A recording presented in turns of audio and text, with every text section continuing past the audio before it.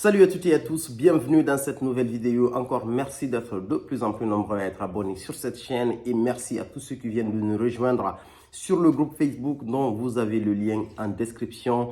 Merci à tous, à ceux qui commentent, à ceux qui likent les vidéos. Vous rendez les vidéos plus intéressantes avec les interactions et merci particulièrement à ceux qui sont en train de soutenir financièrement la production de ces vidéos-là. Merci à vous.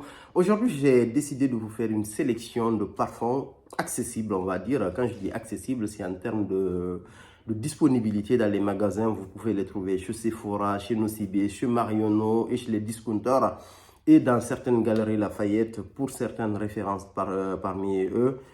Notamment pour ceux qui sont en province et qui n'ont pas la possibilité d'accéder en fait aux nombreux parfums de niche. Cette sélection-là, c'est une sélection de parfums qui sont vraiment très bons, qui ont de la qualité, une qualité de parfums de niche et qui sont accessibles en termes de prix par rapport à la gamme des parfums proposés. Et dans cette sélection, le premier que je vous propose, c'est le Prada Milano. C'est un très beau parfum, honnêtement, que j'ai beaucoup aimé. Au début, quand ce parfum était sorti, quand toute la gamme, entre guillemets, j'ai jamais fait attention à ce parfum en particulier, mais lorsque j'ai décidé de me pencher dessus, c'est un ami, en fait, qui me l'a proposé, en fait. Je l'ai testé et j'ai vraiment beaucoup aimé. C'est un parfum qui a été fabriqué par Daniela Andrei. Il est sorti en 2016. C'est une version eau de toilette. C'est un parfum qui est plutôt poudré, en fait, avec une très belle note de violette. En ouverture, vous avez du néroli, vous avez du poivre noir, vous avez de la cardamome. Cette cardamome qui vient vraiment dompter, en fait, ce poivre noir qui, disons, qui empêche, en fait, l'ouverture d'être un peu piquante. Vous avez de la graine de carotte. Donc, c'est une belle ouverture. Moi, personnellement, cette ouverture me rappelle légèrement le Sherwood de la maison de Memo. C'est le Sherwood, je pense qu'il y a la note de carotte dedans, ce qui me rappelle un peu ce parfum. En note de cœur, vous avez cet aspect poudré qui suit ce parfum pendant quasiment toute sa durée de vie. Vous avez de l'iris, vous avez de la violette, du géranium et du maté. C'est vraiment un parfum qui est super original. Et en note de fond, vous avez de l'ambre, du cèdre, du patchouli et du bois de santal. Donc le bois de santal, le combo bois de santal, patchouli, ambre, c'est ce qui donne à ce parfum un aspect un peu crémeux. Le parfum, il est juste super, quoi. Moi, j'aime beaucoup ce parfum. Prada Milano, excellent parfum, en fait, que je vous recommande. Après, je ne peux pas vous dire quelle est la meilleure version du Prada Milano, parce qu'il y a eu plusieurs versions du Prada Milano qui sont sorties. Je n'ai pas eu l'opportunité, en fait, de mettre vraiment mon nez sur toute la gamme, mais je sais que cette version eau de toilette, elle est superbe. La tenue, elle est très bonne pour une eau de toilette. Vous pouvez le porter le matin, il tient quasiment toute la journée, en fait. Il est vraiment excellent, quoi. C'est un parfum qui est très masculin, par contre, pas totalement mixte. Le deuxième parfum, c'est un parfum qui est disponible aux Galeries Lafayette et dans certains Sephora. C'est Parle-moi de parfum, c'est le Woody Perfecto 107. La bouteille, elle est au fond, c'est un parfum qui est génialissime. Moi, personnellement, je l'ai beaucoup aimé parce qu'il ressemble à mon meilleur parfum du vétiver. Comme vous savez, je suis un grand fan de vétiver. Il ressemble au Dior Vetiver, en fait. Je trouve que c'est celui-là. Dans le Dior Vetiver, vous avez du vétiver et du café. Dans celui-là, vous avez du café, du vétiver et un petit accord de cuir. Donc, ce qui fait de ce parfum-là un gros parfum d'été. C'est un parfum qui va... Il est très versatile. Vous pouvez le porter en toutes les saisons et en particulier en été, il est super. Franchement, c'est un parfum. Si vous aimez le vétiver, ce parfum, vous devez l'avoir dans votre collection et il est surtout accessible. Excellent parfum. Moi, personnellement, je vais le renouveler très bientôt. Woody Perfecto 107, parle-moi de parfum. Excellent parfum. Le deuxième, c'est un parfum qui est, pour moi, c'est l'incarnation vraiment de l'élégance masculine, le fait de savoir se parfumer. Quand il fait très chaud en été, c'est le propre. Et ce parfum-là, c'est le Essanja de la maison Acqua di Parma. Excellent parfum. Là, ma bouteille, je pense qu'après cet été, il me faudra que je récupère une autre bouteille. Ça, c'est une version 100 ml, mais je pense qu'il y a une version 180 ml qui est disponible que je vais reprendre naturellement. Pour moi, ce parfum, il reste totalement en fait dans mon vestiaire olfactif. C'est un parfum que je vais renouveler systématiquement. Acqua di Parma Colonia Essanja, c'est un parfum qui est très riche, c'est un parfum qui sent le propre. Toutes les notes que vous avez l'habitude de retrouver dans les parfums estivales, en fait, tout ce qui fait des parfums, tout ce qui caractérise, on va dire, les parfums estivales, vous les retrouvez en fait dans celui-là. Vous retrouvez du néroli, vous retrouvez de la bergamote, du pamplemousse, du jasmin, du petit grain, de l'orange, du musc, de la mandarine, du vétiver, du romarin. Vous avez de la mousse de chêne, très masculin. Vous avez de la rose, du muguet, du clou de girofle, de la sauge, du patchouli et de l'ambre. parfum, il est juste parfait. Pour moi, c'est l'une des meilleures propositions qui existent aujourd'hui sur le marché. Il est sorti en 2010, si je ne me trompe pas. Et la tenue, elle est superbe en fait. La projection, elle est juste magnifique. C'est un parfum pour homme par excellence. Et même pour certaines dames, vous pouvez le porter parce que c'est vraiment le parfum qui projette le propre. Et ce qui est particulier avec lui aussi également, j'aimerais parfumer avec, c'est qu'il est... Personnellement, la plupart du temps, je le porte tout seul, mais il est facilement adaptable en fait à du layering.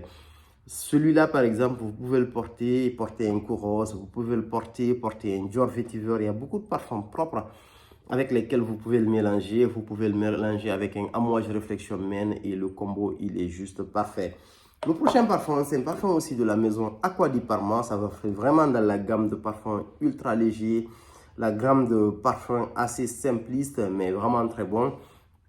C'est le Arancia du Capri de la collection Blue Mediterraneo et c'est vraiment un excellent parfum également.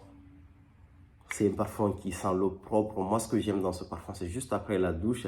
L'idée de me le parfumer, de mettre ça sur ma peau, c'est un bonheur, mais absolu. C'est l'un des parfums légers les plus agréables en fait que j'ai trouvé sur le marché. Ils ont sorti une version cette année qui est beaucoup plus, avec des agrumes beaucoup plus scintillantes, mais celui-là, j'aime trop la douceur du Arancia di Capri qui est juste exceptionnel.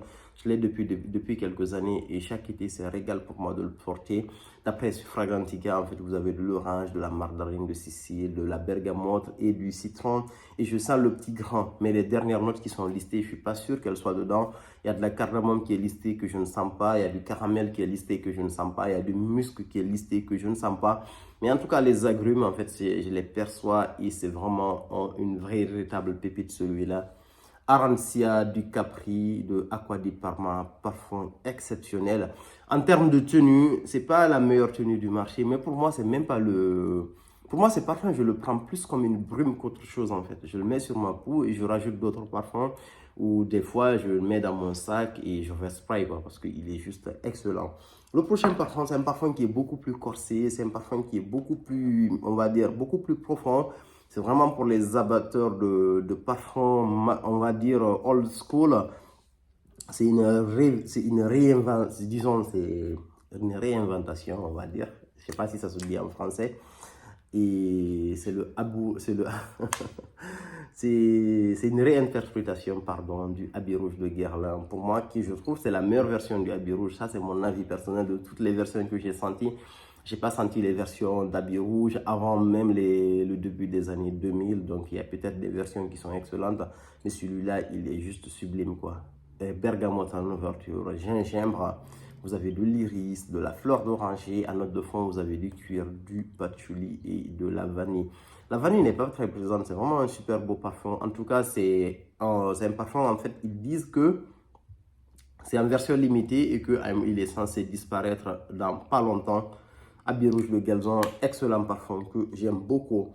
Le prochain parfum, c'est un parfum qui vient de sortir récemment. Une sorte de réinterprétation. Aujourd'hui, je ne sais pas ce que j'ai avec ce mot-là. De réinterprétation du Acqua di Gio Profumo, en fait. Et celui-là, il est magnifique également. C'est la version parfum du Acqua di Gio, un parfum marin. Très beau à l'ouverture, de très belles notes marines, de la bergamote. À note de cœur, vous avez du romarin, du géranium et de la sauge clarée. Et vous avez de la résine d'olibanum et du patchouli à note de fond. Je pense qu'ils ont remplacé la résine de l'encens par la résine d'olibanum en fait. Ce qui rend ce parfum-là très versatile, ce qui le rend beaucoup plus doux. Si vous avez envie d'en savoir plus, j'ai fait une vidéo complète où je parle de lui, je le mets en relief par rapport en fait au Profumo en fait, qui est pour moi très proche du Profumo également, même si le Profumo est beaucoup plus dense que celui-là. Le prochain, c'est un parfum aussi qui est très masculin, un parfum qui est très mature. C'est le Eau Sauvage de la maison Christian Dior. Excellent parfum également que je vous conseille.